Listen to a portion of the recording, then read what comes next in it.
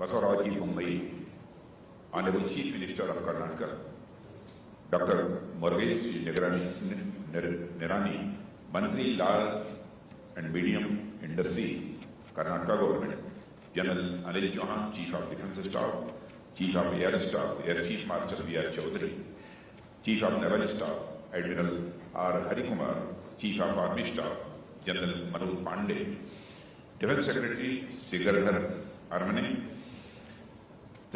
Dr. Samir B. Kamath, Chairman DRDO, Sri T. Natarajan, Additional Secretary Defence Production, Dr. Selva Kumar, Principal Secretary Industry, Karnataka Government, delegates from friendly countries, senior government officials, business leaders, technology professionals, academicians, मेरे media के मित्रों, देवियों व तज्ञों, Asia के अब तक के सबसे बड़े प्रोफेशनल्स, एकेडमिशियंस, मेरे मीडिया के मित्रों, देवियों व तज्ञों, एशिया के अब तक के सबसे बड़े एरो इंडिया के समापन समारोह में आप सब लोगों के बीच उपस्थित होकर मुझे बेहद खुशी है। इस आयोजन की अभूतपूर्व सफलता पर न केवल रक्षा मंत्री बल्कि भारत का एक नागरिक होने के नाते भी मैं बड़े गौरव की अनुभूति करता हूं। कर्नाटक हमारे देश के उन ऐतिहासिक प्रदेशों में से एक है जो राष्ट्र की आर्थिक प्रगति में बड़े लंबे समय से अपना योगदान देता आ रहा है और इसके अलावा देश का चाहे आध्यात्मिक क्षेत्र हो, राजनीतिक क्षेत्र हो, वैज्ञानिक क्षेत्र हो या फिर औद्योगिक क्षेत्र हो, वह कर्नाटक से जरूर इंस्पायर हुआ है और उससे प्रभावित भी हुआ है। डिफेंस एंड एरोस्पेस सेक्टर में भी कर्नाटक ने अपने रोबस्ट रिसर्च एंड डेवलपमेंट या मैन्युफैक्चरिंग इकोसिस्टम के कारण देश और दुनिया भर के इंडस्ट्री का ध्यान आकर्षित किया है।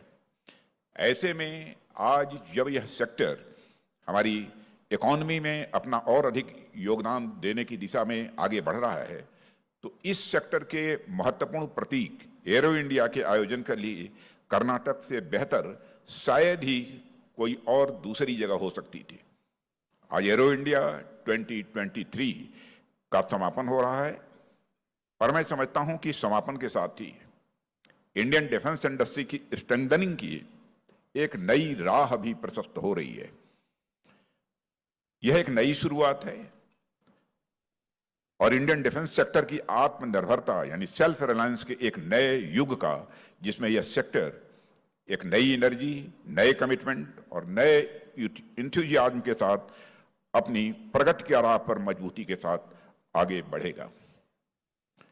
साथियों, एरो इंडिया ने पूरी दुनिया को दिखा दिया है कि नए भारत का नया डिफेंस सेक्टर पिछले कुछ वर्षों में लगातार ब्रॉडन और इनरिच ही नहीं हुआ है, बल्कि दुनिया के अग्रणी देशों के डिफेंस सेक्टर के साथ कदम ताल करने के लिए पूरी तरह से तैयार है।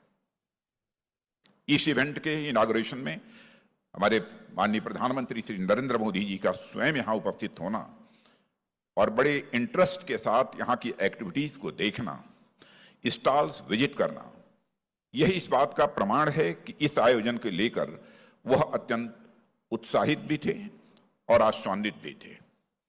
इनागुरल एड्रेस में प्रधानमंत्री जी का यह कहना कि एरो इंडिया केवल एक शो नहीं है, यह इंडिया की एक स्ट्रेंथ भी है, इस इवेंट की महत्ता को यह स्पष्ट करता है। साथियों, आज संपन्न हो रहे इस बंधन को मैं न केवल एरो इंडिया के एक महत्वपूर्ण इवेंट बल्कि इसे मैं एक बड़े अचीवमेंट के तौर पर मैं देखता हूं।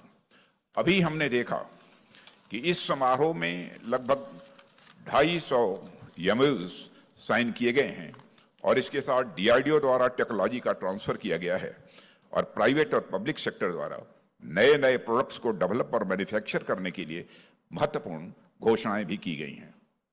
इन बिजनेस टू बिजनेस इंगेजमेंट्स में अपार बिजनेस पोटेंशियल है और ये इंडियन डिफेंस कंपनीज के ग्लोबल एंगेजमेंट को बढ़ाने में बहुत ही महत्वपूर्ण भूमिका निभाएंगे, ऐसा मेरा विश्वास है।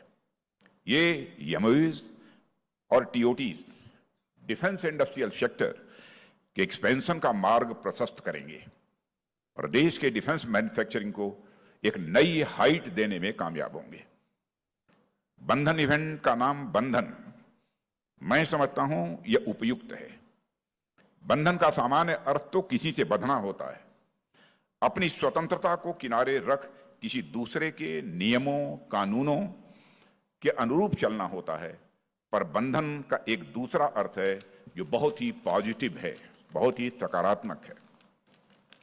बंधन का अर्थ होता है किसी के विचारों, मान्यताओं और मूल्यों से जुड़ना, उसे अपनी पहचान या आइडेंटिटी का हिस्सा बनाना और अपने आप को और अधिक मजबूत बनाना। ठीक वैसे ही जैसे पेड़ों की जड़ें मिट्टी को अपने में बांधे रहती हैं, इससे पेड़ स्वयं तो मजबूत होता ही है, पेड़ के कारण मिट्टी की भी मजबूती बनी रहती है और दोनों का संबंध वर्षों वर्षों तक चलता है, सालों सालों तक चलता है।